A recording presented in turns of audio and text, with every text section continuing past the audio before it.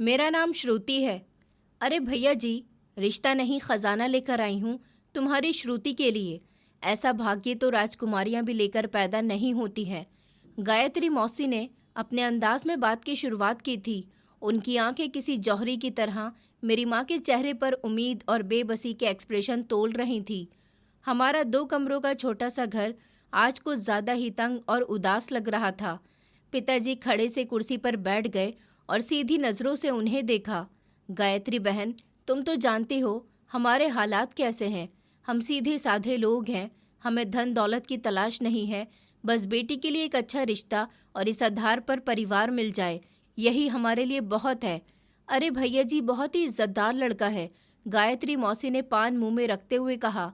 ज्यादा लोगों में उठता बैठता तो नहीं है, लेकिन दिल का बुरा भी नहीं है। हाँ, ऊपर वाले ने उसे इतना पैसा दिया है कि उनके घर के नल खोलो तो शायद पानी की जगह दौलत बहती हो। पूरा महल है, बहुत ऊंचा खानदान है उन लोगों का। गाड़ियां ऐसी हैं कि शहर का कमिश्नर भी देखकर जलने लगे। कारोबार ऐसा है कि शहर के कोने कोने में फैला हुआ है। तुम्हारी श्रुति उनके घर में नहीं, अपनी किस्मत के महल में कदम रखेगी। माँ की आंखों में एक लम्हे के लिए ऐसी चमक आई थी जैसे धूप में किसी प्यासे को पानी नजर आ गया हो। मैं जो दरवाजे की आड़ से ये सब देख और सुन रही थी, मेरा दिल भी जोर जोर से धड़क रहा था। मेरी प्रार्थनाएं स्वीकार होने का समय आ गया था। पिताजी ने उम्मीद भरी नजरों से पूछा कि लड़के में कोई कमी तो नहीं है। वो जानते थे कि जब सौदा इतना अच्छा लगे तो कहीं ना कहीं कोई खोट जरूर होती है। गायत्री मौसी एक लम्हे के लिए रुकी। उन्होंने गहरी सांस ली और फिर धमाका किया। कमी तो नहीं कह सकते भैया जी, बस थोड़ा सा दिमागी मरीज है। कमरे में जैसे किसी ने बम गिरा दिया हो। माँ के चेहरे की चमक गायब हो गई थी और पिताजी का चेहरा गुस्से से लाल होने लगा था। पिताजी की आवाज़ तेज हो गई। ये कैसा मजाक है? मेरी बेटी कोई नकारा चीज़ नहीं है जिसे तुम एक पागल के गले बांधकर अपनी जेब गर्म करना चाहती हो। जाओ यहाँ से, गायत्री मौसी ने कहा। अरे अरे, गुस्सा तो देखो। मैंने पागल तो नहीं कहा, दिमागी मरीज कहा है। मतलब है कि वो थोड़ा सीधा है, भोला भाला है, दुनिया की चालाकियों से पवित्र है। अरे आजकल के ज़माने में ऐसा सीधा पति मिलना बहुत नसीब की बात है। जो कहोगे मानेगा, जहाँ बैठाओगे वहाँ बैठ जाएगा। श्रुति पढ़ी लिखी है, वो उसे संभाल लेगी। और सोचो तो सही, जब पति मुट्ठी में होगा तो करोड़ों की जायदाद किसकी होगी? तुम्हारी बेटी की ही होगी ना। तुम्हारी बेटी वहाँ पर राज करेगी। ये आखिरी शब्द शहद में बुझे हुए वो तीर थे जो सीधा मेरी माँ के दिल पर लगे थे। वो अपनी बीमारी और गरीबी से लड़ते लड़ते थक चुकी थी। पिताजी की दिन भर की मेहनत के बाद भी रात को चूल्हा जलेगा या नहीं, इसकी फिक्र उन्हें अंदर ही अंदर खा रही थी। गायत्री मौसी के जाने के बाद घर में एक तूफान खड़ा हो गया था। दीदी, आप हरगिज भी ये शादी नहीं करोगी, मेरी छोटी बहन सुमेधा ने रोते हुए कहा और मेरा हाथ पकड़ लिया। कहने लगी कि लोग क्या कहेंगे कि पैसों के लिए एक पागल से शादी कर ली। लोग? मैंने कड़वे अंदाज में कहा। कौन लोग? वही लोग जो हर रिश्ते पर हमारे घर की टूटी दीवारों और मेरे दहेज के खाली संदूक को देखकर मुंह बनाकर चले जाते हैं। वही लोग जिन्होंने पिताजी की झुकी हुई कमर और माँ के पीले चेहरे को कभी नोटिस नहीं किया। उन लोगों की परवाह करूं मैं? पिछले हफ्ते का नज़ारा याद आ गया जब एक अमीर परिवार की औरत रिश्ता देखने के लिए आई थी और उसने हमारे पीने के पानी का गिलास ये कहकर वापस कर दिया था कि ना जाने कैसा पानी है, मेरे बेटे का गला खराब ना हो जाए। उस दिन मैं अंदर तक टूट गई थी। मेरे बीच वाली बहन आरती ने कहा कि लेकिन दीदी, सुकून पैसे से नहीं खरीदा जा सकता। आरती ने मुझे समझाने की कोशिश की, तो क्या गरीबी में मिलता है सुकून? मैं चीखी थी। जब माँ दर्द से तड़पती है और हम उनके लिए महंगी दवाइयाँ नहीं ला सकते, क्या तब सुकून मिलता है? जब पिताजी मजदूरी न मिलने पर खाली हाथ घर लौट आते हैं, क्या तब सुकून मिलता है? मैं अपनी खुशी की कुर्बानी देकर तुम सबकी जिंदगियां खरीद रही हूँ। ये सौदा है, मोहब्बत नहीं, और ये सौदा मुझे मंजूर है। उसी समय मैं पिताजी के कमरे में दाखिल हुई थी। उनके हाथ में डॉक्टर की एक पर्ची थी और चेहरे पर ऐसी शिकस्त लिखी हुई थी जो मैंने पहले कभी नहीं देखी थी। पिताजी कहने लगे कि बेटी, डॉक्टर कहता है कि तुम्हारी माँ का इलाज फ़ौरन शुरू करना पड़ेगा। एक एक इंजेक्शन हज़ारों रुपये का है। उनकी आवाज़ कांप रही थी। कहाँ से लाऊं मैं इतने पैसे? वो वहीं ज़मीन पर बैठ गए थे। एक मजबूत इंसान का इस तरह टूटना किसी कयामत से कम नहीं था। अब फैसला हो चुका था। ये सिर्फ मेरी ज़िंदगी का सवाल नहीं था, ये मेरी माँ की ज़िंदगी का सवाल था। मैंने पिताजी के पास जाकर उनके हाथ थाम लिए और कहा कि पिताजी, मुझे ये रिश्ता स्वीकार है। पिताजी ने आंखें उठाकर मुझे देखा। उनकी आंखों में दर्द, बेबसी और एक बेटी को कुर्बान करने की नाकाबिले बर्दाश्त थी। बेटी? उनके मुंह से सिर्फ इतना ही निकला। मैंने कहा, पिताजी, आपकी बेटी इतनी कमज़ोर नहीं है। मैंने मुस्कुराने की कोशिश की थी कि मैं सब संभाल लूँगी, आप बस माँ की फ़िक्र कीजिए। उस रात हमारे घर में कोई नहीं सोया था। आंसुओं और सिसकियों के बीच मेरी ज़िंदगी का सबसे बड़ा सौदा तय हो चुका था। मैंने स्वर्ग खरीदा था या नरक का टिकट, इसका फैसला अब समय को करना था। जिस दिन मेरी शादी थी, मुझे लेने के लिए जो गाड़ी आई थी वो इतनी बड़ी और शानदार थी कि हमारी पूरी गली उसमें समा जाती। मैं जब उस ठंडी सुकूनदायक गाड़ी में बैठी तो मुझे अपने घर का शोर, अपनी बहनों की हंसी और माँ की लोरियां बहुत याद आई थी। मैंने अपने आंसुओं को अंदर ही उतार लिया था। अब रोना मना था। वो बंगला किसी सपनों के महल जैसा था। ऊंचे दरवाजे, पत्थर की ज़मीन और छतों पर लटके हुए झाड़ सितारों की तरह चमक रहे थे। लेकिन इन सारी चमक धमक में एक अजीब सी ठंडक और वीरानी थी। मेरे स्वागत के लिए मेरी सास सुचित्रा जी और दो नंदे, वेदिका और शालिनी, ऐसे खड़ी थी जैसे वो किसी मेहमान का नहीं बल्कि अपने नए खरीदे हुए फर्नीचर का इंतज़ार कर रही हूँ। तो ये है वो नया नमूना जो मम्मी ने भैया के लिए पसंद किया है। मेरी बड़ी नंद वेदिका ने मुझे एक चक्कर लगाकर देखते हुए कहा, जैसे मैं कोई अजीब घर की चीज़ हूँ। उसके कपड़े बहुत मॉडर्न और शरीर पर बहुत कम थे। इसे अंदर ले आओ, सुचित्रा जी ने किसी नौकरानी को हुक्म देने वाले शब्दों में कहा। और सुनो लड़की, वो मेरे करीब आई। उनकी आंखों में कोई नरमी नहीं थी। इस घर में सांस लेने के भी उसूल हैं। पहला उसूल जुबान बंद रखना, दूसरा उसूल जो कहा जाए वो चुपचाप करना, और तीसरा और सबसे महत्वपूर्ण उसूल, हमारी सोसाइटी में हमें शर्मिंदा मत करना। समझ गई? ये मेरा स्वागत नहीं बल्कि एक साफ तौर पर वार्निंग थी। मेरा दिल डूबने लगा था। मैं जिस महल के सपने देखती थी वो एक सुंदर जेल निकली थी। जिस कमरे में मुझे लाया गया था वो मेरे पूरे घर से बड़ा था। हर चीज़ कीमती थी लेकिन बेढंग और बेजान थी। बिस्तर पर रोहित बैठा हुआ था। उसने मुझे देखकर एक लंबी मुस्कुराहट दी थी। तुम आ गई, उसने खुशी से कहा। सब कह रहे थे कि तुम आओगी। तुम्हारा नाम क्या है? मैंने धीरे से कहा कि श्रुति। उसने शब्दों को झुकते हुए दोहराया था। अच्छा नाम है। तुम्हारा नाम क्या है? मैंने चौंक कर उसे देखा। मैंने दोबारा कहा कि हाँ, श्रुति है। बहुत अच्छा नाम है, उसने कहा, फिर अपनी खिलौने वाली गाड़ी से खेलने लगा। मेरा सर चकरा गया था। ये इंसान तो अपना सवाल ही भूल जाता था। मेरी पूरी जिंदगी इस खाली दिमाग इंसान वाले के साथ गुजरने वाली थी। अचानक वो खेल छोड़कर मेरी तरफ घूमा था। उसकी आंखों में एक सेकंड के लिए अजीब सी गहरी चमक आई थी जो उसके खाली चेहरे से बिल्कुल भी मेल नहीं खाती थी। यहाँ सब झूठ बोलते हैं, उसने धीरे से मेरे कान में आकर कहा। इससे पहले कि मैं उसके शब्दों का मतलब समझ पाती, वो दोबारा से खिलखिलाकर हंस दिया और अपनी गाड़ी चलाने लगा। कहने लगा, देखो मेरी गाड़ी कितनी तेज चलती है। मेरे शरीर में डर की एक लहर दौड़ गई थी। ये क्या था? इसका वहम, ये एक लम्हे का सच। अगली सुबह मैं जल्दी उठ गई थी। मैंने स्नान करने के बाद पूजा की थी। अभी मैं कमरे में मौजूद मंदिर में पूजा कर रही थी जब अचानक मुझे गानों की आवाज़ आने लगी। ये कोई मामूली गाने नहीं थे बल्कि बेहुदा शोर शराबे वाले गाने थे जो जानबूझकर ऊंची आवाज़ में चलाए गए थे कि मेरे कानों के पर्दे फटने लगे।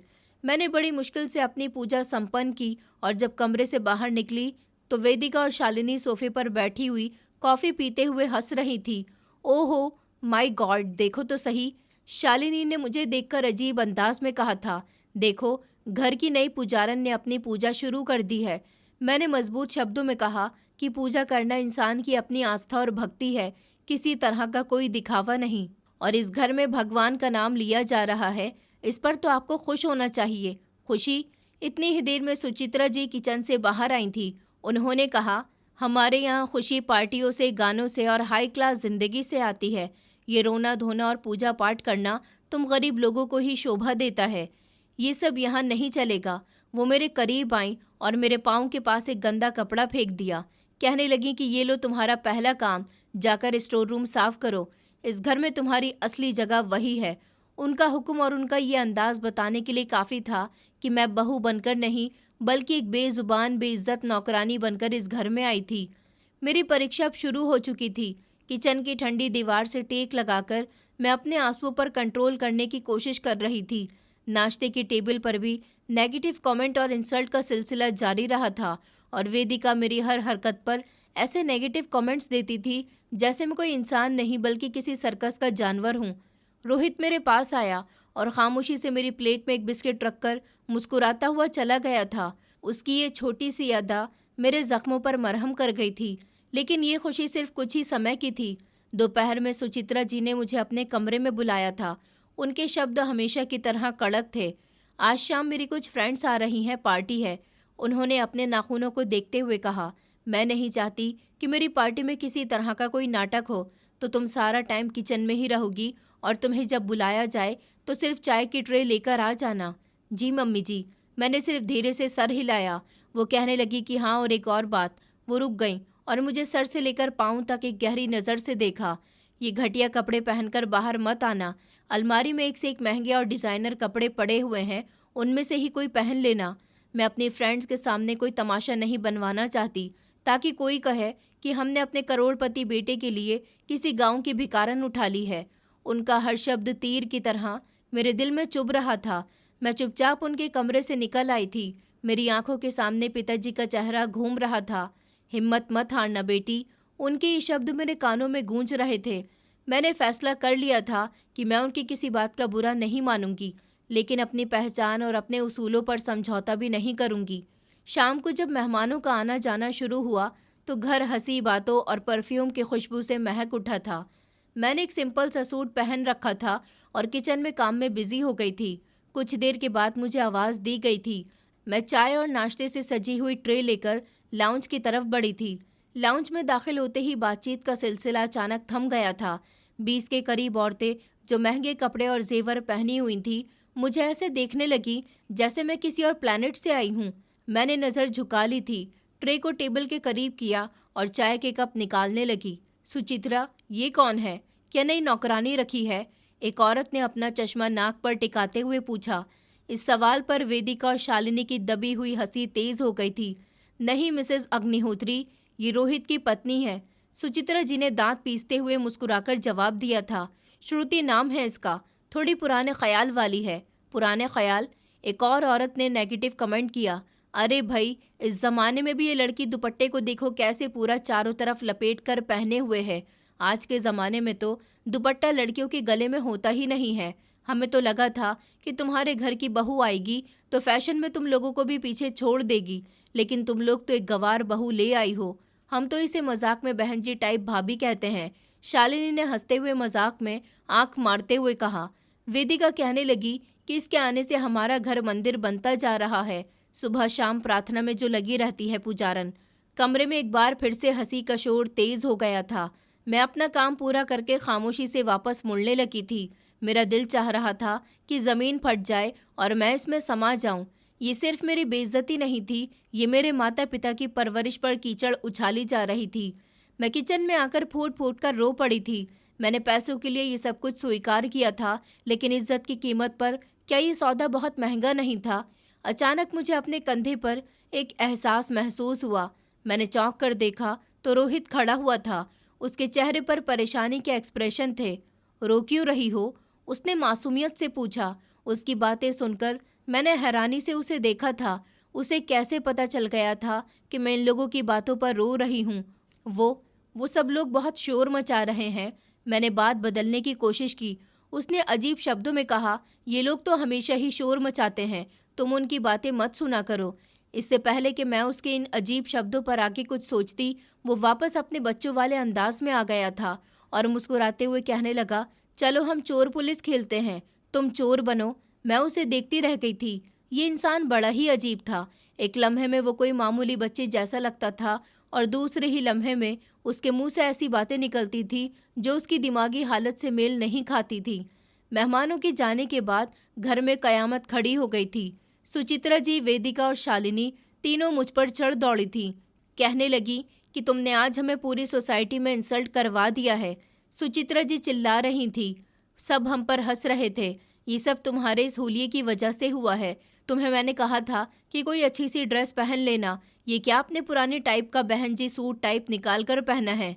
वेदिका ने नफरत भरे शब्दों में कहा कि मॉम, मैंने आपसे कहा था ना कि ये हमारे स्टेटस के लायक नहीं है। मैंने कहा, ये मेरी मम्मी के दिए हुए कपड़े हैं, मेरे कपड़े मेरा गर्व है, मेरी शर्मिंदगी नहीं है। मैंने पहली बार उनके सामने हिम्मत करके जवाब दिया था और कहा कि मैंने किसी के साथ कोई बदतमीजी नहीं की थी। सुचित्रा जी ने गुस्से से हाथ उठाया और कहने लगी कि जुबान चलाती हो। देखो लड़की, या तो इस घर में हमारे तरीके से रहो या फिर ये घर तुम्हारे लिए नहीं है। कल तक फैसला कर लो कि तुम्हें हमारे घर में बहन जी टाइप बनकर रहना है, अपनी पुरानी सोच के साथ रहना है, या फिर एक फैशनेबल बहू बनकर इस महल में रहना है। ये सुनकर मेरे पैरों तले से ज़मीन निकल गई थी। मैं कहाँ जाती? मेरे पास इस महल के सिवा और कोई ठिकाना नहीं था। अगली सुबह का सूरज मेरे लिए कोई उम्मीद नहीं बल्कि एक फैसला लेकर रोशन हुआ था। सारी रात मैं भगवान से रो रो कर प्रार्थना करती रही थी, मदद की गुहार लगाती रही थी। सुचित्रा जी की कही हुई बात मेरे सर पर तलवार की तरह लटक रही थी। मैं जैसी थी वैसी ही रहना चाहती थी, अपने उसूलों पर कायम रहना चाहती थी, लेकिन वापसी का कोई रास्ता भी नहीं था। मैं नाश्ता बनाने किचन में गई हुई थी। घर में एक अजीब सी चहल पहल हो रही थी। आज मेरा देवर विहान 2 महीने के बाद बिजनेस टूर से वापस आ रहा था। विहान रोहित का छोटा भाई था, लेकिन पता चला कि समझदारी में उससे कहीं ज़्यादा गुना बड़ा था। वो इस घर का और बिजनेस का असली वारिस समझा जाता था। सुचित्रा जी और मेरी दोनों नंदे उसकी हर बात पर जान छिड़कती थी। लगभग 10 बजे एक चमकती हुई काली गाड़ी दरवाजे पर आकर रुकी और विहान उसमें से बाहर आया था। वो किसी फिल्म के हीरो की तरह लग रहा था। महंगे कपड़े, घड़ी, जूते और आंखों पर एक ब्रांडेड चश्मा पहना हुआ था। उसने घर में कदम रखते ही अपनी माँ और बहनों को गले से लगा लिया था। उसकी नज़र जब मुझ पर पड़ी, जो दुपट्टा ठीक करते हुए एक कोने में खड़ी हुई थी, उसकी आंखों में हैरानी की एक लहर दौड़ गई। ये कौन है? उसने अपनी माँ से सवाल किया। तुम्हारी भाभी है बेटा, श्रुति। सुचित्रा जी ने थूके हुए शब्दों में मेरा इंट्रोडक्शन करवाया था। विहान ने जोर से हंसना शुरू कर दिया। भाभी? सच में मम्मी? आपको भैया के लिए यही बहन जी मिली थी? घर में कामवाली की कमी ज्यादा महसूस हो रही थी आपको? उसके इन शब्दों पर शालिनी और वेदिका खिलखिलाकर हंस पड़ी थी। मैंने खून का घूंट पी लिया था और खामोशी से किचन में वापस आ गई थी। विहान का व्यवहार उसकी माँ और बहनों से भी 2 हाथ आगे था। मुझे आइडिया हो गया था कि मेरे लिए मुश्किल का एक नया सफ़र शुरू होने वाला है। सारा दिन विहान घर पर ही रहता था। वो अपने लैपटॉप पर काम करता था, मोबाइल पर चीख चीख कर किसी को हुक्म देता था और अपनी माँ और बहनों पर भी हुक्म चलाता था। रोहित उसके सामने बिल्कुल भीगी बिल्ली बना हुआ था। वो अपने भाई से बहुत डरता था। उसके सामने आते ही किसी कोने में छुप जाता था।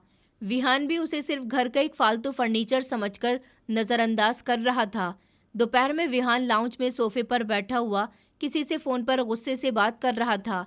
उसने कहा कि वो डील मुझे हर हाल में चाहिए ही चाहिए। मैं कोई बहाना नहीं सुनूंगा। अगर वो डॉक्यूमेंट पर साइन नहीं करता तो उसे उठा लो। उसकी आवाज़ में घमंड था। मैं जो पानी का ग्लास लेकर उसके पास गई थी, उसकी बात सुनकर घबरा गई थी। आखिर वो किस तरह का बिजनेस करता था? उसने फ़ोन बंद किया और गुस्से में टेबल पर रखा हुआ पेपर वेट उठाकर कालीन पर फेंक दिया था। रोहित, जो पास ही ज़मीन पर बैठा हुआ अपनी कलरफुल पेंसिलों से फ़ोटो बना रहा था, उसकी इस हरकत से डरकर उछल पड़ा था। उसकी कोहनी टेबल के कोने से टकराई थी और उसके हाथ से पेंसिल छूटकर विहान के महंगे ब्रांडेड जूते के पास जा गिरी थी। तुम्हें नज़र नहीं आता, पागल कहीं के? विहान उस पर दहाड़ा। मेरा मूड पहले ही ख़राब है, अब तुमने ये गंदगी मचा दी है, उठाओ इसे। रोहित सहमकर दीवार से लग गया था। उसकी आंखों में आंसू थे। मैं आगे बढ़ी ताकि पेंसिल उठा लूं, लेकिन तभी एक अजीब हादसा हुआ। रोहित, जो डरा हुआ नजर आ रहा था, अपनी जगह से उठा और डरते डरते पेंसिल की तरफ बढ़ा। उसका शरीर कांप रहा था, लेकिन जैसे ही वो झुका, उसने कुछ अजीब महसूस किया और शातिर अंदाज में अपने पैर से कालीन को हल्का सा धक्का दिया। यह हरकत इतनी मामूली और तेज थी कि शायद किसी ने ध्यान भी नहीं दिया हो, लेकिन मैं बिल्कुल सामने खड़ी थी और मेरी नज़र उसी पर थी। उसके पैर की ठोकर से कालीन में एक सिलवट पड़ी और विहान के पाँव के करीब पड़ी हुई एक इम्पॉर्टेंट फाइल जिस पर वो काम कर रहा था, फिसलकर सोफे के नीचे चली गई। विहान अपनी फ़ोन कॉल्स में इतना बिजी था कि उसे पता ही नहीं चला। रोहित ने अपनी पेंसिल उठाई, एक नज़र मुझ पर डाली, एक ऐसी नज़र जो सेकंड के हज़ारों हिस्से में उसके चेहरे पर आई थी और गायब हो गई थी, और फिर वापस वो अपनी जगह पर मासूमियत से रंग भरने लगा। मेरा दिल धक से रह गया था। ये क्या था? ये सिर्फ एक इत्तेफाक था या एक सोचा समझा प्लान था? जिस तरीके से उसने फाइल को छुपाया था, वो किसी बेवकूफ़ इंसान का काम नहीं हो सकता। मेरे दिमाग में एक धमाका हुआ था। इस घर में हर कोई एक किरदार निभा रहा था, हर चेहरे पर एक नकाब था, लेकिन सबसे डरावना नकाब शायद वो था जिसे मैं अब तक सबसे मासूम समझ रही थी। वो रात मेरी ज़िंदगी की सबसे बेचैन रात थी। मैं बिस्तर पर करवटें बदलती रही और मेरी आंखों के सामने बार बार एक ही नज़ारा घूम रहा था। रोहित का पाँव, कालीन में पड़ती हुई सिलवट और सोफे के नीचे फिसलती हुई वो फाइल। ये कोई इत्तेफाक नहीं था, ये एक समझदार हाथ से खेली गई शतरंज की एक चाल थी और मैं इस खेल में बेवजह एक ज़रूरी मोहरे की पत्नी बन चुकी थी। मेरा दिमाग हज़ारों सवाल कर रहा था। अगर रोहित का दिमागी मरीज बनना एक नाटक है, तो वो कौन है? इस नकाब के पीछे कैसा चेहरा छुपा हुआ है? दोस्त का है या दुश्मन का है? क्या वो भी किसी कैद खाने का एक कैदी है या वो खुद इस खेल का सबसे बड़ा खिलाड़ी है? उसकी मासूमियत भरी बातें, उसकी बच्चों जैसी हरकतें और फिर अचानक उसकी आंखों में चमकने वाली वो गहराई, सब कुछ जान लेने वाली बात थी। मुझे लगा जैसे मैं किसी भंवर में फंस गई हूँ। मुझे सच्चाई जाननी थी, हर कीमत पर। मैंने फैसला कर लिया था कि अब मैं रोहित को रहम की नज़र से नहीं, बल्कि एक जासूस की नज़र से देखूंगी। अगली सुबह जब मैं उठी तो घर में एक अजीब सा तूफान खड़ा हुआ था। विहान शेर की तरह अपने पिंजरे में टहल रहा था। वो फाइल उसके लिए जिंदगी और मौत की वजह बन चुकी थी। वो घर के हर नौकर से जानवरों की तरह पूछताछ कर रहा था। कहाँ है फाइल? राजू काका? वो घर के सबसे पुराने और वफादार नौकर पर दहाड़ रहा था। जमीन खा गई या आसमान निकल गया? सच सच बताओ, वरना आज तुम्हारी नौकरी और पेंशन दोनों का आखिरी दिन होगा। मालिक, मुझे कुछ नहीं पता। बूढ़ा नौकर हाथ जोड़कर कांप रहा था। नहीं पता? विहान ने करीब रखा हुआ फ्लावर पॉट उठाकर गुस्से से जमीन पर पटक दिया। इस घर में मेरी मर्जी के बिना पत्ता भी नहीं हिलता और इतनी इंपॉर्टेंट फाइल गायब हो गई। निकलो यहाँ से, तुम सब नकारा हो, दफा हो जाओ। सुमित्रा जी और दोनों लड़कियां खामोशी से ये सारा तमाशा देख रही थी। उनके चेहरों पर भी परेशानी थी। मुझे आइडिया हो रहा था कि इस फाइल में ज़रूर कोई ऐसा राज था जो इस पूरी फैमिली की बुनियाद हिला सकता था। मैंने रोहित को देखा था, वो बड़े सुकून से कोने में बैठा हुआ कलरफुल बॉक्स जोड़ रहा था, जैसे उसे इस पूरे हंगामे से कोई मतलब ही नहीं हो। लेकिन मैंने नोटिस किया था कि जब विहान चीख रहा था, तब उसके हाथ एक लम्हे के लिए रुक जाते थे और उसकी नज़रें ब्लॉक्स पर होती थी, मगर उसके कान पूरी तरह से विहान की बातों पर लगे हुए थे। मैंने उसे आजमाने का फैसला किया था। मैंने एक अखबार उठाया और उसके करीब बैठ गई थी। मैंने जानबूझकर बिजनेस की न्यूज़ ऊंची आवाज़ में पढ़ना शुरू की थी। स्टॉक मार्केट की मंदी से मल्होत्रा ग्रुप के शेयर्स की कीमत गिर गई है। फिर मैंने मासूमियत से उससे पूछा कि मंदी क्या होती है। उसने ब्लॉक से नज़र उठाई और अखबार को देखा। अखबार में खबर के साथ शेर की तस्वीर बनी हुई थी। उसने तस्वीर पर उंगली रखी और बच्चों की तरह मुस्कुराया। कहने लगा कि देखो श्रुति, कितना बड़ा शेर है। फिर उसने मेरी आंखों में देखा और कहा कि जब शेर को भूख लगती है ना, तो वो सब कुछ खा जाता है, सब खत्म कर देता है। ये एक बच्चे का जवाब था, लेकिन स्टॉक मार्केट की मंदी की सबसे बेहतरीन और ख़तरनाक डिटेल भी थी। उसके एक इशारे ने मुझे सब कुछ समझा दिया था। मेरे शरीर में डर की एक लहर दौड़ गई थी। मेरा शक यकीन में बदल चुका था। वो न सिर्फ नाटक कर रहा था, बल्कि वो बेहद इंटेलिजेंट था। उसी शाम जब मैं किचन से अपने कमरे की तरफ जा रही थी, तो विहान ने मुझे कॉरिडोर में रोक लिया था। उसकी आंखें नशे में लाल हो रही थीं, उसके चेहरे पर वहशत थी। मैंने तुम्हें सब कुछ देखते हुए महसूस किया है। वो मेरी तरफ देखकर गुर्राया था। तुम खुद को बहुत होशियार समझती हो। वो मेरे बिल्कुल करीब आ गया था, यहाँ तक कि मुझे उसकी सांसों से आती हुई शराब की बदबू महसूस हुई थी। वो फाइल तुम्हारी पूरी फैमिली की जान से भी ज़्यादा कीमती थी। उसने मेरी आंखों में देखते हुए कहा। मेरी मॉम ने तुम्हें वार्निंग दी थी। मैं तुम्हें नतीजा बता रहा हूँ। अगर तुमने ये सती सावित्री बनने का नाटक ख़त्म करके एक समझदार पत्नी की तरह रहना शुरू नहीं किया, तो मैं सिर्फ एक फ़ोन करूँगा। तुम्हारा मजदूर पिता किसी झूठे केस में जेल में सड़ रहा होगा और तुम्हारी बहनों को कॉलेज से निकाल दिया जाएगा। तुम सोच भी नहीं सकती कि मेरी पहुँच कहाँ तक है। उसने मुझे दीवार के साथ लगा दिया था। मेरा दिल गले में आ गया था। उसने कहा, तो फिर फैसला कर लो, मेरी बात मानोगी, अपने परिवार की बर्बादी का तमाशा देखोगी। उसने अपना हाथ मेरी तरफ बढ़ाया ही था कि हमारे कमरे से कोई चीज़ टूटने की ज़ोरदार आवाज़ आई और उसके साथ ही रोहित की दिल दहला देने वाली चीख बुलंद हुई। मेरा हवाई जहाज़, हाय मेरा सबसे प्यारा खिलौना, तोड़ दिया। विहान ने चौंक कर उस तरफ देखा। रोहित एक बच्चे की तरह जमीन पर लौटपट होकर रो रहा था। लानत है इस पागल पर, विहान ने गुस्से से कहा। इस घर में एक मुसीबत कम थी, जो ये दूसरी भी है। वो मुझे छोड़कर गुस्से से बड़बड़ाता हुआ कमरे की तरफ बढ़ गया था। मैं कांपती हुई वहीं दीवार से लगी खड़ी रही थी। रोहित ने मुझे एक बार फिर से बचा लिया था। अब ये कोई इत्तेफाक नहीं था। एक लम्हे के बाद रोहित अपने कमरे के दरवाजे पर दिखाई दिया था। वो अभी भी सिसकियां ले रहा था, लेकिन उसकी नजरें मुझ पर थी। उसने किसी को देखे बिना ही टूटे हुए खिलौनों के टुकड़े उठाना शुरू कर दिए थे। लेकिन फिर उसकी आवाज़ मेरे कानों में आई थी, जो सिर्फ मेरे लिए थी। इस घर की दीवारें भी सुनती हैं, सावधान रहो। ये कहकर वो दोबारा ऊंची आवाज़ में रोने लगा था। ये एक इकरार था। उस लम्हे में मुझे एहसास हुआ था कि मैंने इस घर में अपना सबसे खतरनाक और सबसे ताकतवर साथी ढूंढ लिया है। उस रात के हादसे के बाद मेरे और रोहित के बीच एक अनकहा रिश्ता कायम हो गया था। हम शब्दों से ज़्यादा आंखों से बात करते थे।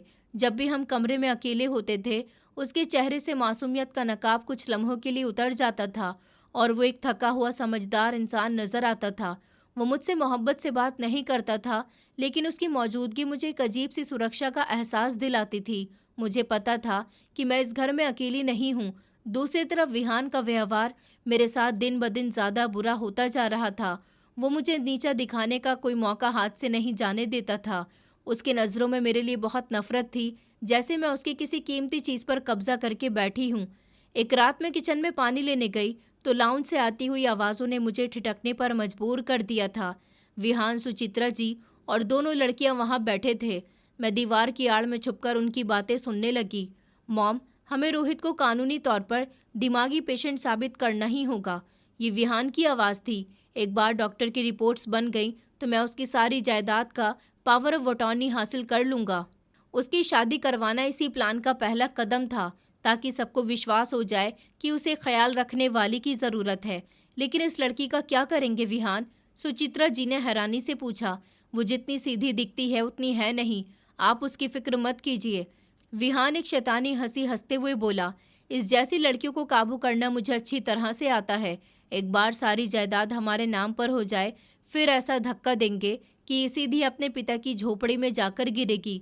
वेदिका ने पूछा। उसने मुंह खोला तो उसका मुंह हमेशा हमेशा के लिए बंद कर देंगे। विहान की आवाज़ में ऐसी चालाकी थी कि मेरे पैरों तले से ज़मीन निकल गई थी। ये लोग सिर्फ दौलत के भूखे नहीं थे, ये कातिल थे। वो रोहित की ज़िंदगी और उसकी हर चीज़ को हड़प करना चाहते थे और मैं उनके रास्ते का पत्थर थी। मेरा वजूद उनके प्लान के लिए खतरा था। मैं कांपते हुए कदमों से अपने कमरे की तरफ भागी थी। मेरा दिल डर से सीने में हथौड़े की तरह बज रहा था। मैंने कमरे में जाकर रोहित को देखा।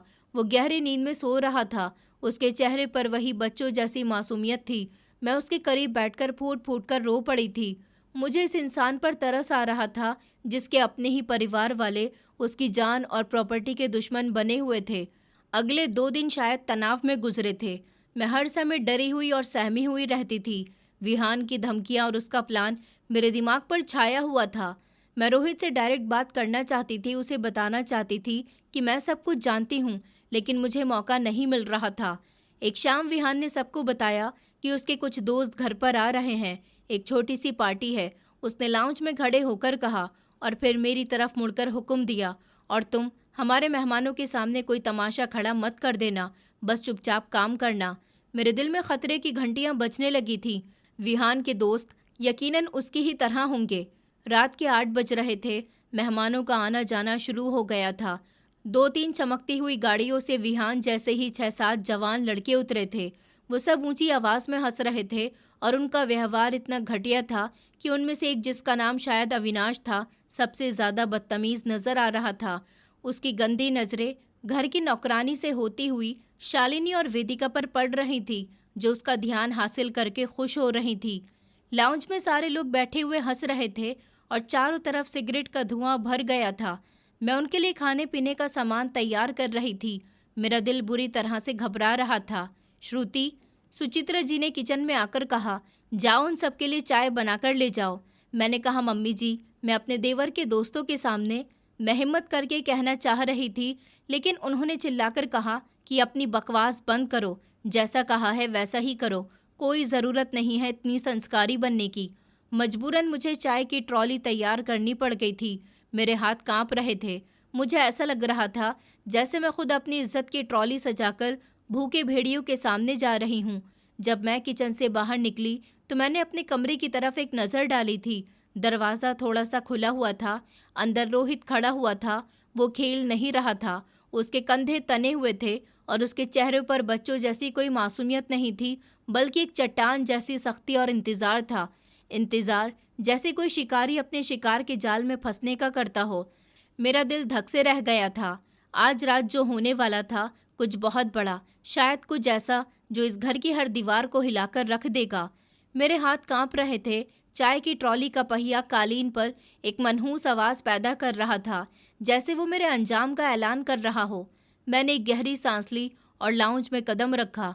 अंदर का माहौल मेरी सोच से भी ज़्यादा बुरा था। 7-8 लड़के सोफे पर बैठे थे। हवा में सिगरेट का धुआं और हंसी का शोर था और शालिनी उनके साथ ऐसे खुलकर हंस रही थी जैसे वो उनके भाई ही नहीं बल्कि उनके अपने दोस्त हों। ओहो भाई, तालियों के साथ स्वागत करो, विहान ने मुझे देखकर तेज आवाज में कहा। ये हमारी भाभी जी हैं, बहुत ही संस्कारी और पवित्र लड़की तशरीफ ला चुकी है। सब हंसने लगे थे। मैंने नज़र झुका ली थी और टेबल की तरफ बढ़ना शुरू किया। वाह विवान यार, तुमने तो बताया ही नहीं था कि घर में एक ऐसा नायाब टुकड़ा छुपा रखा है। अविनाश नाम के लड़के ने अपनी तेज नजरें मुझ पर गड़ाते हुए कहा था। अरे हमसे कैसा शर्माना भाभी जी। मैंने उसकी बात को नज़रअंदाज किया था और चाय के कप निकालने लगी। मेरा दिल चाह रहा था कि मैं यह सब कुछ फेंक कर भाग जाऊं। जल्दी क्या है, विहान ने कहा। हमारे दोस्त आपसे कुछ बातें करना चाहते हैं भाभी। मैंने हिम्मत करके धीमे शब्दों में कहा कि मुझे किचन में कुछ काम है। ओहो इतनी शर्मीली। अविनाश अपनी जगह से उठकर इतना कहता हुआ मेरे पास आ गया था और कहने लगा, हम तुम्हें खा थोड़ी जाएंगे, ज़रा हमारे पास 2 मिनट बैठकर बातें करो। हम तुम्हारा ये चांद जैसा मुखड़ा कुछ देर और देखना चाहते हैं। उसने मेरी तरफ हाथ बढ़ाया तो मैंने कहा कि दूर रहो मुझसे। मेरी आवाज़ कांप रही थी। वो हंसा और कहने लगा, अरे तुम तो गुस्सा कर रही हो। विहान और उसके बाकी सारे दोस्त खूब मज़े ले रहे थे। अविनाश ने कहा, मैं तो बस। और फिर अचानक उसने झपटकर मेरा बाजू पकड़ लिया था और कहने लगा, मैंने कहा ना कुछ देर हमारे पास बैठ जाओ। मैंने कहा, छोड़ो मेरा बाजू, बेशर्म इंसान। मैंने अपना बाजू छुड़ाने की बहुत कोशिश की थी। मेरी आंखों से आंसू बहने लगे थे। विहान हंसने लगा और कहने लगा, अरे यार छोड़ दो अविनाश, ये ऐसे नहीं मानेगी। नहीं विहान, आज मैं तो तुम्हारी भाभी को अपने करीब बिठाकर ही रहूंगा। अविनाश ने और भी मजबूती से मेरा बाजू पकड़ लिया। अब मेरी बर्दाश्त की हद खत्म हो चुकी थी। मैंने अपनी पूरी हिम्मत जमा ली और उसके मुंह पर एक जोरदार थप्पड़ मार दिया था। चटाक की एक जोरदार आवाज़ पूरे कमरे में गूंज गई थी। कमरे में एक लम्हे के लिए मौत का सन्नाटा छा गया था। अविनाश का चेहरा गुस्से और हैरानी से लाल हो गया था। तेरी हिम्मत कैसे हुई मुझे थप्पड़ मारने की? वो गुर्राया और कहने लगा, 2 टके की लड़की। उसने मुझे मारने के लिए हाथ उठाया ही था कि लाउंज के दरवाजे से एक बर्फ जैसी तेज मजबूत आवाज़ गूंजी थी, इसे हाथ लगाने की कोशिश भी मत करना। सबने चौंक कर दरवाजे की तरफ देखा था। मैंने भी आंसू भरी नज़रों से देखा। वहाँ रोहित खड़ा हुआ था। ये वो रोहित नहीं था जिसे ये घर जानता था। उसके कंधे सीधे थे। उसकी आंखों में बच्चों जैसी मासूमियत की जगह एक दमकती हुई आंख थी और उसके चेहरे पर बरसों की समझदारी और सब्र के एक्सप्रेशन थे। उसका दिमागी संतुलन वाला नकाब उतर चुका था। रोहित, विहान हैरानी से बोला और फिर हंसने लगा।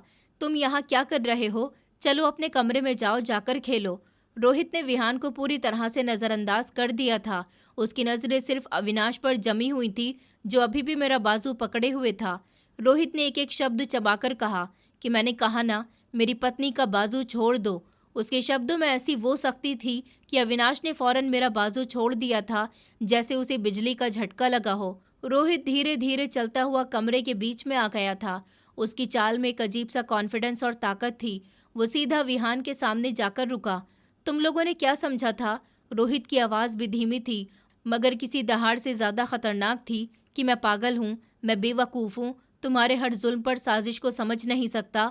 ये तुम क्या कह रहे हो? तुम्हारी तबीयत तो ठीक है ना?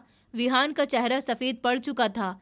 मेरी तबीयत बिल्कुल ठीक है, रोहित ने कहा और अगले ही लम्हे उसका हाथ उठा और एक ज़ोरदार घूसा विहान के जबड़े पर पड़ा।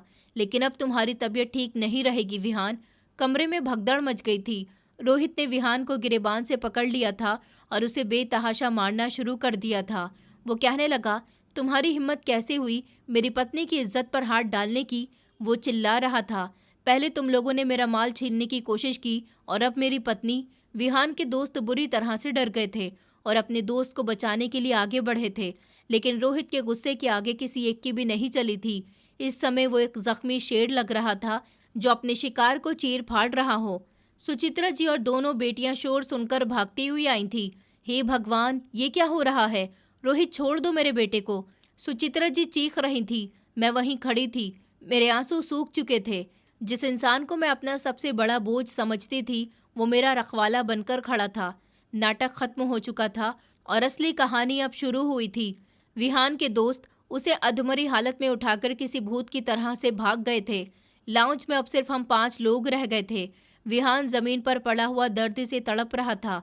सुचित्रा जी, शालिनी और वेदिका तीनों रोहित को ऐसे देख रही थी जैसे उन्होंने कोई अजनबी देख लिया हो।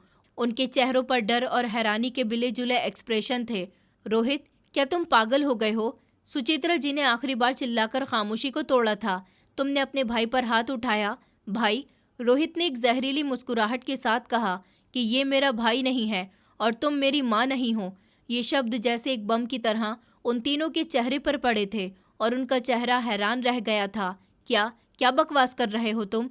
सुचित्रा जी की आवाज़ कांप रही थी। बकवास? रोहित मेरी तरफ मुड़ा। उसकी आंखों में एक लम्हे के लिए नरमी आई थी और कहने लगा कि तुम ठीक हो। मैंने सिर्फ सर हिला दिया था, मेरे मुंह से आवाज़ नहीं निकल रही थी। वो दोबारा उन तीनों की तरफ मुड़ा और कहने लगा, बकवास मैं नहीं, आप लोग 20 साल से करते आ रहे हैं। मैंने सब सुना था। उस रात जब मेरे पिता की मौत हुई थी, मैं छुपकर सब कुछ सुन रहा था। और विहान का पिता जो मेरा सौतेला चाचा था, क्या प्लान बना रहे थे? ये झूठ है, वेदिका चीखी थी। झूठ? रोहित हंसने लगा, एक ऐसी हंसी जिसमें दर्द और जीत दोनों शामिल थे। उसने कहा, मैंने सुना था कि तुम लोग मुझे पागल साबित करके मेरी सारी प्रॉपर्टी हड़प करना चाहते हो, मुझे किसी पागल खाने में फेंक देना चाहते थे। मैं उस समय बच्चा था, डर गया था। मैंने वही करना शुरू कर दिया जो तुम लोग मुझे बनाना चाहते थे। मैंने पागलपन का नाटक रचाया 20 साल तक। मैं इस घर में एक साए की तरह रहा, तुम्हारी हर बात सुनता रहा, तुम्हारी हर साजिश देखता रहा। उसने विहान की तरफ इशारा किया जो अब उठने की कोशिश कर रहा था। उसने कारोबार से करोड़ों रुपए चुराए थे। तुम दोनों ने मेरी माँ के जेवर बेच डाले थे। तुम सब ने मेरे पिता की दौलत पर अय्याशी की और मुझे एक फालतू चीज़ समझकर कोने में फेंक दिया। तुम ये सब? सुचित्रा जी के पास शब्द खत्म हो गए थे। हाँ, मैं ये सब जानता था। रोहित ने कहा, तुम लोगों ने सोचा कि इस लड़की से मेरी शादी करवाकर तुम अदालत में ये साबित कर दोगे कि मुझे किसी ख्याल रखने वाली की ज़रूरत है। ये तुम्हारी आखिरी चाल थी, लेकिन तुमने गलती कर दी। तुम मेरे लिए इस घर में एक ऐसे इंसान को ले आए जिसमें इंसानियत थी। तुम मेरे लिए एक हथियार ले आए। उसने मेरी तरफ देखा और आंखों में आंखें डालकर कहा कि तुमने मेरे लिए जो तकलीफ सही उसके लिए मैं माफ़ी चाहता हूँ, लेकिन अब और नहीं। वो आगे बढ़ा और मोबाइल उठाकर एक नंबर मिलाया। हेलो एडवोकेट साहब, मैं रोहित बात कर रहा हूँ। जी, समय आ गया है।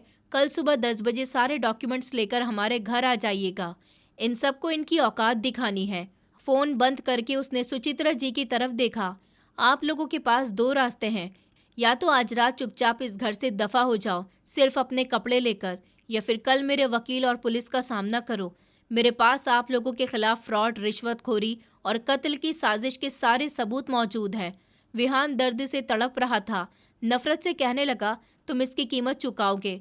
रोहित ने ठंडे शब्दों में जवाब दिया कि कीमत तो तुम लोग 20 साल से वसूल कर रहे थे, अब हिसाब चुकाने की बारी मेरी है। उसने आगे बढ़कर मेरा हाथ थाम लिया था। उसका एहसास मजबूत और कॉन्फिडेंस से भरा हुआ था। चलो श्रुति, उसने नरमी से कहा, इस गंदगी की सफाई का समय हो गया है। वो मुझे लाउंज से बाहर निकालकर हमारे कमरे की तरफ ले गया था। पीछे सुमित्रा जी, वेदिका, शालिनी और ज़मीन पर पड़े हुए विहान अपने बनाए हुए नरक के मलबे पर बैठे हुए थे। उन लोगों का राज खत्म हो चुका था और एक नया राजा अपनी सल्तनत के साथ अपनी विरासत वापस ले चुका था। कमरे में आकर रोहित ने दरवाज़ा बंद किया। लाउंज से आई हुई रोने की चीखने की धीमी आवाज़ में अब दम तोड़ चुकी थी। हमारे बीच एक गहरी खामोशी छा गई थी। ये वो खामोशी नहीं थी जो पहले हमारे बीच होती थी। ये एक दूसरे को समझने और जानने की खामोशी थी। मैंने पहली बार रोहित को उसकी असली पहचान में देखा था। वो एक इंटेलिजेंट, मजबूत और थका हुआ इंसान था जिसने 20 साल तक एक यकीन न करने वाले बोझ को उठाया था। मैंने हिम्मत करके पूछा, कि आपने ये सब अकेले कैसे बर्दाश्त किया। उसने एक गहरी सांस ली, जैसे वो 20 साल का जहर बाहर निकाल रहा हो। जब इंसान के पास कोई और रास्ता न हो तो वो बर्दाश्त करना सीख ही जाता है श्रुति। उसकी आवाज़ में गहरा दर्द छुपा हुआ था। उसने बताया कि मैं एक बच्चा था जब मैंने उन्हें मेरे पिता की मौत के बाद साजिशें करते सुना। मैं डर गया था। मैं जानता था कि अगर मैंने अपनी समझदारी जाहिर की तो वो मुझे किसी न किसी तरह रास्ते से हटा देंगे।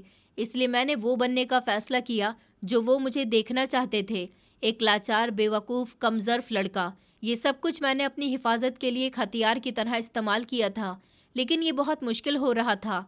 मैंने कहा, मुश्किल? उसने कहा, ये नर्क था। हर दरवाजे पर अपने कातिलों के साथ रहना, उसकी नफ़रत भरी नज़र बर्दाश्त करना, उनके ताने सुनना और फिर भी मुस्कुराते हुए एक पागल का कैरेक्टर निभाने में अंदर ही अंदर जैसे मर रहा था। मैं बस सही समय का इंतज़ार कर रहा था। मैंने पूछा, और वो सही समय अब आया? उसने मेरी तरफ देखा। उसकी आंखों में पहली बार मैंने सुकून देखा था। उसने कहा, वो सही समय तुम लेकर आई हो। जब मैं तुम्हें सबके सामने अपनी इज्जत और अपने उसूलों के लिए खड़े देखा, जब मैंने तुम्हें हर जुल्म सहने के बाद भी रातों को उठकर ऊपर वाले के सामने रोते देखा, तो मुझे हिम्मत मिली। मुझे लगा कि अगर तुम इतनी बहादुर हो सकती हो तो मुझे अब अपना हक लेना चाहिए। तुमने मुझे वो हौसला दिया जो मैं 20 साल में जमा नहीं कर सका था। उसकी बातों ने मेरे दिल को छू लिया था। मेरे आंसू बहने लगे थे। ये हमदर्दी के नहीं, एक अजीब सी खुशी और गर्व के आंसू थे। अगली सुबह 10 बजे वकील साहब आ गए थे। रोहित अब पूरी तरह से बदला हुआ इंसान था। उसने बेहतरीन कपड़े पहने हुए थे और उसके चेहरे पर एक कॉन्फिडेंस और घमंड था। सुचित्रा जी, विहान और दोनों लड़कियां लाउंज में सर झुकाकर बैठे हुए थे। रोहित ने कहा कि एडवोकेट साहब, कार्यवाही शुरू कीजिए। वकील ने अपने ब्रीफकेस से कागजात निकाले और कहा, श्रीमती सुचित्रा जी, मृत मोहनदास जी मतलब कि रोहित के पिता की वसीयत के मुताबिक आप जायदाद की सिर्फ रखवाली थी, मालिक नहीं। वकील ने प्रोफेशनल शब्दों में कहा। वसीयत में साफ साफ शब्दों में लिखा हुआ था कि रोहित के बालिग होने और दिमागी संतुलन सेहतमंद साबित होने पर इनके पिता का सब कुछ इनके हवाले कर दिया जाएगा। हमारे पास डॉक्टर की रिपोर्ट्स हैं जो साबित करती हैं कि रोहित बिल्कुल ठीक है। विहान चिल्लाया कि ये झूठ है, ये रिपोर्ट फर्जी है। वकील मुस्कुराए और कहने लगे, फर्जी तो बुक अकाउंट्स हैं जिनमें आप पिछले 15 साल से कंपनी का पैसा हासिल करते रहे हैं। मेरे पास आपके हर फ्रॉड का, रिश्वत का सबूत मौजूद है। आप चाहें तो हम ये मामला अदालत में ले जा सकते हैं, जिसका नतीजा कम से कम 25 साल कैद होगा। ये सुनकर उन सबके चेहरों पर हवाइयाँ उड़ने लगी थी। सुचित्रा जी ने पहली बार लाचारी से कहा, रोहित बेटा, हम तुम्हारे अपने हैं। रोहित ने सख्ती से कहा, अपने? अपने वो नहीं होते जो माल और दौलत के लिए कत्ल की साजिश करें। मैंने आप लोगों को कल रात एक मौका दिया था। आप चाहते तो इज्जत से जा सकते थे, अब आप बेइज्जत होकर जाएंगे।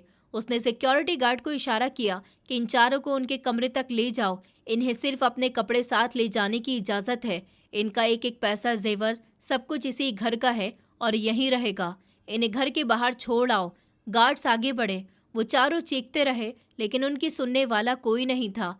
विहान जाते जाते नफरत भरी नज़रों से रोहित को देखकर गुर्राया था और कहने लगा कि मैं तुम्हें बर्बाद कर दूंगा। रोहित, तुम मुझे नहीं जानते हो। रोहित ने सुकून से जवाब दिया, मैं तुम्हें बहुत अच्छी तरह से जानता हूँ। जब वो सब चले गए तो घर में एक अजीब सा सुकून और खामोशी छा गई थी, जैसे बरसों का तूफान थम गया हो। मैं और रोहित दरवाजे में खड़े होकर उन्हें जाते हुए देख रहे थे। सब खत्म हो गया। मैंने धीरे से पूछा, शायद? रोहित ने कहा। तभी उसका फ़ोन बजा। उसने फ़ोन उठाया तो दूसरी तरफ की बात सुनी और उसके चेहरे के एक्सप्रेशन सख्त हो गए। क्या?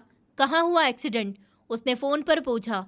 फिर मेरी तरफ देखकर कहने लगा कि विहान की गाड़ी शहर से बाहर एक ट्रक से टकरा गई है। हॉस्पिटल का माहौल आज अजीब और वहशतनाक था। रास्ते में दवाइयों की बदबू और एक अनजाना सा डर बसा हुआ था। रोहित ने मुझे गाड़ी में ही इंतज़ार करने को कहा था और खुद अंदर चला गया था। विहान के हालचाल जानने नहीं गया था, बल्कि इस खतरे को पूरी तरह से ख़त्म करने के लिए गया था जिसने उसकी ज़िंदगी के 20 साल निगल लिए थे। कुछ देर के बाद जब वो वापस आया तो उसका चेहरा साफ था, लेकिन आंखों में एक तूफान थम जाने जैसी खामोशी थी। रोहित ने गाड़ी चलाते हुए बताया कि वो जिंदा रहेगा, लेकिन शायद फिर कभी अपने पैरों पर खड़ा नहीं हो सकेगा। उसका घमंड, उसकी ताकत, सब कुछ अब एक व्हील चेयर तक की हद में रह गई है। रास्ते में उसे सुचित्रा जी और दोनों बहनें मिली थीं। उनके चेहरे पर अब दौलत के घमंड की जगह भिखारियों जैसी बेबसी थी। उनके कीमती कपड़े अस्पताल की धूल में खराब हो चुके थे और आंखें वीरान थी। सुचित्रा जी ने रोहित को गुस्से भरी नजरों से देखकर कहा, देखो तुमने अपने भाई का क्या हाल कर दिया। अब उनकी आवाज में पहले जैसी दहाड़ नहीं थी। उन्होंने कहा, तुम्हारी वजह से मेरा बेटा। रोहित ने गाड़ी रोके बिना कहा कि मैंने कुछ नहीं किया, ये उसके अपने घमंड और पागलपन का अंजाम है। उसने गुस्से में गाड़ी चलाई और कहा कि वो किसी और बेगुनाह की जान भी ले सकता था।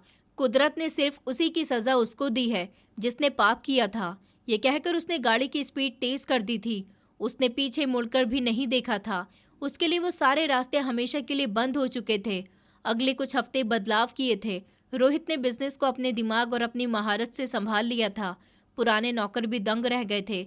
उसने अपने पिता के वफादार लोगों को वापस बुलाया था और विहान के सारे बदमाश और चापलूस साथियों को नौकरी से निकाल दिया था। घर अब सच में एक सुकून की जगह लग रहा था। एक दोपहर वकील साहब हमसे मिलने आए थे। वो कुछ कागज लेकर आए थे। कहने लगे कि सर, आपके कहने के मुताबिक मैंने वेदिका और शालिनी के ससुराल वालों को कानूनी नोटिस भेजकर खबर दे दी थी कि उन दोनों का आपकी प्रॉपर्टी में कोई हिस्सा नहीं है। और नतीजा? रोहित ने पूछा। जी सर, बिल्कुल वैसा ही है जैसा आपने सोचा था। वकील ने मुस्कुराते हुए कहा कि शालिनी के पति ने एक हफ्ते के अंदर उसे डाइवोर्स के पेपर भेज दिए हैं। उसके परिवार को उम्मीद थी कि आप उनका डूबता हुआ कारोबार बचाएंगे। जब उम्मीद खत्म हुई तो रिश्ता भी खत्म, और वेदिका को उसके ससुराल वालों ने कल सामान सहित उसकी मां के पास छोड़ दिया है। कहते हैं कि बिना स्टेटस की बहू उन्हें स्वीकार नहीं है। रोहित ने एक गहरी सांस ली और कहने लगा, लालच पर कायम रिश्ते ऐसे ही टूटते हैं। कुछ हफ्तों के बाद एक सुबह रोहित ने मुझे हैरान कर दिया था। उन्होंने कहा कि तैयार हो जाओ, हम तुम्हारे घर जा रहे हैं। एक सिंपल गाड़ी मेरे गांव की तरफ रवाना हुई थी। जब हमारी गाड़ी गली में दाखिल हुई तो सब लोग हैरानी से देख रहे थे। पिताजी और माँ हमें देखकर भागते हुए बाहर आए थे। माँ पहले से बहुत ज़्यादा बेहतर लग रही थी। उनके चेहरे पर सेहत की लाली लौट आई थी। उन्होंने फूट फूट कर रोते हुए मुझे गले से लगाया और कहने लगी, मेरी बेटी तुम आ गई। मैं तुम्हें बहुत याद कर रही थी। हम सब तुम्हारी फिक्र में घुल गए थे। ऊपर वाले की कृपा है कि तुम खुश हो। मैंने रोहित की तरफ देखा जो मेरे पिताजी के साथ बेहद इज्जत से बात कर रहे थे। अब वो दिमागी पेशेंट नहीं था जिससे डरकर मेरे माता पिता ने मेरी शादी की थी, बल्कि वो एक काबिल और मोहब्बत करने वाला आदमी था। रोहित ने मेरे पिता का हाथ थामकर कहा कि मैं जानता हूँ आप लोगों ने किस हाल में श्रुति की शादी मेरे साथ की थी।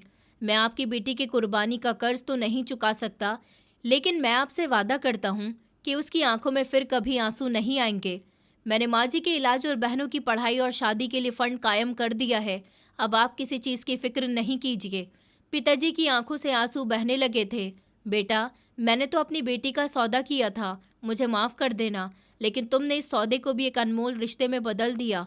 तुमने मेरी इज्जत रख ली।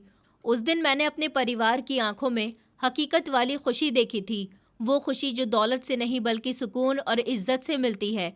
वापसी पर गाड़ी में खामोशी थी, लेकिन ये सुकून वाली खुशी थी। जब हम अपने घर पहुंचे तो रोहित ने मेरा हाथ थामकर कहा कि तुम्हारे पिताजी ने कहा है कि उन्होंने तुम्हारी कुर्बानी दी थी, लेकिन सच तो ये है कि तुमने अपने परिवार की इज्जत के लिए कुर्बानी दी थी, और मैं इस कुर्बानी की इज्जत करना चाहता हूँ। उसने मुझे वही कागज़ थमाए थे जो कुछ दिन पहले वकील लाया था और कहा कि ये आधी जायदाद तुम्हारे नाम है। ये कोई उपकार नहीं है तुम पर, ये तुम्हारा हक है, और तुम इस घर की मालकिन हो और मेरी ज़िंदगी की साथी हो। मैंने कागज़ को देखे बिना ही उसके सीने पर रख दिए थे। मेरी तलाश पूरी हो चुकी थी। मैं इस घर में दौलत की तलाश में आई थी, लेकिन ऊपर वाले ने मुझे दौलत के साथ साथ इज्जत, मोहब्बत और सुकून और एक ऐसा साथी दिया था जिसने मेरी आत्मा के जख्मों पर मरहम रख दिया था। हमने मिलकर एक नरक को स्वर्ग में बदल दिया था, और अब हमारे आगे की ज़िंदगी स्वर्ग में गुजरने वाली थी। मेरी कहानी से हमने ये सीखा है कि असली दौलत पैसा या जायदाद नहीं होती, बल्कि दिमागी सुकून, इज्जत और सुकून भरे रिश्ते होते हैं। लालच और घमंड इंसान को सिर्फ बेइज्जती और बर्बादी की तरफ ही ले जाता है। दोस्तों, उम्मीद करती हूँ आपको हमारी कहानी पसंद आई होगी। कहानी पसंद आई है तो वीडियो को लाइक करें, चैनल पर नए हैं तो चैनल को सब्सक्राइब करें, और हाँ, नोटिफिकेशन बेल को ज़रूर दबाएं ताकि अगली अपडेट सबसे पहले आपको मिले।